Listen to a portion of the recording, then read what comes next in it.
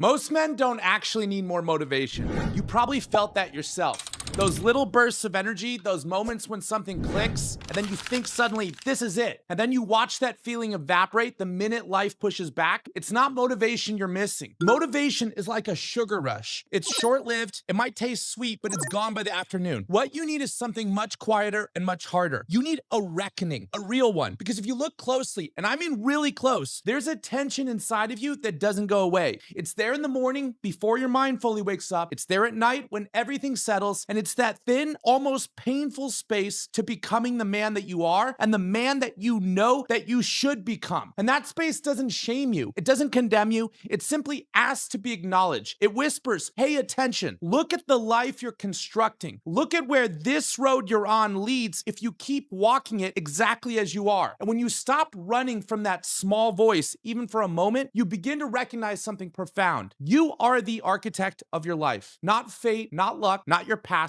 It's you. And that realization, it can feel heavy the first time you hear it, but it's also the most empowering truth that you're ever going to hear. Because if the structure you're standing in was built by your decisions, then you're not trapped in it. You're the designer. You can redesign it. You can rebuild it, but you can't rebuild anything until you understand what shape it's currently in. So let's start at the quiet scoreboard that you try not to look at every day. Every night, right before sleep, there's a little voice that reviews the day. You know the one that I'm talking about. It asks you a simple question, but it's not the easy one. It says, did I treat my body like something worth respecting? Or did I drag it through another careless day? It also asks, did I sharpen my mind? Or did I drown it in distractions and dopamine hits? Or did I move closer to my personal financial freedom? Or did I drift into another bit of stress and scarcity? Or did I show up in my relationships? And did I keep it on life support, hoping that it would fix itself? You know that these answers are already in your brain right now, and you don't lack awareness of them. You lack the willingness to bring that awareness into light and to challenge them head on. So let's do that right now in this video, not to punish you, but to understand where you truly stand. Grab a piece of paper and a pen. I've got my iPad right here, and draw 10 lines out. We're going to audit the 10 pillars of a balanced man's life, and we're going to do this without any judgment. First is your biological engine. This is your health, your energy, and your vitality. Second is your psychological resilience. This is your ability to cope with pressure. Next, your mission, the work that actually matters to you. And then your resources, your money, your assets, and your cash flow. And then your inner circle, your family, the people closest to you, your brotherhood. Then your tribe. These are men in your life who you trust. And then your romantic partner. This is your love, your passion, your connection. And then your growth, your intellect, your learning, your self-improvement. And then number 9 is your spirit. This is your meaning, your purpose, and it's something bigger inside of you than just your physical body. And last is your joy. That's whether you even enjoy the life you're building or not. Now, rate each one of these from 1 to 10. And here's the important part. Don't argue with yourself. Don't soften the truth. Don't explain it away. Write the number that feels uncomfortable. That's usually the first number. That's the real one. When you look at this sheet, something's going to click. You're going to see the places you've quietly abandoned, the areas you've convinced yourself would work out somehow. And it's humbling, but it's also clarifying to see it in writing in your own hand. Now you actually know where you're bleeding your potential out. So then zoom back. Look at the trajectory of your life. Step further back. Stop thinking about today's chaos for just 1 second. Zoom out far enough now to see the pattern of your life trajectory. If nothing changes, if tomorrow looks exactly like today and the next week looks the same, and then you repeat this for 5 years,